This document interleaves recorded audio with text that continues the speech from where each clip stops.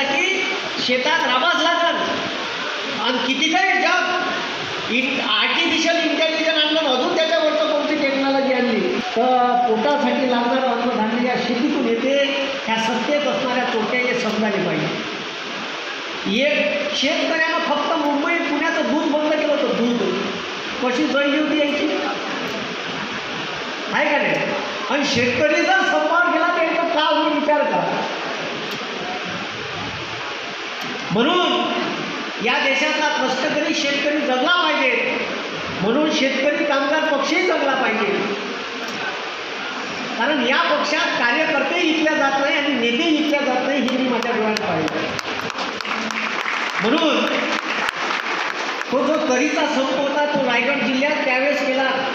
तोच पद्धत बंद झाली पाहिजे. म्हणून 1933 ते 1939च्या दरम्यान इथून त्या शेतकरी कामगार पक्षाने त्या विचाराची धार आहे. आणि शेतकरी कामगार पक्ष हा खरंच क्षेत्रामध्ये आता मी येताना तुम्हाला क्रिया दिसून राहिला असाल.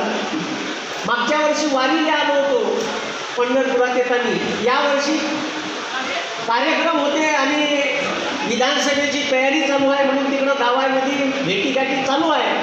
तर वारीले काही यायला भेटलं नाही. पण योगायोग विठ्ठलानं असा आणला का आकस्मिक या प्रोग्रामाला आणि आताच 2 दिवस कार्यक्रम करू म्हणजे गेलो, 1 दिवस थांबून लगेच दुसऱ्या दिवशी इकडं वापस. पंढरपुरात भेटीने बोलावलं. वारीले नाही आला तर आता तरी येईल.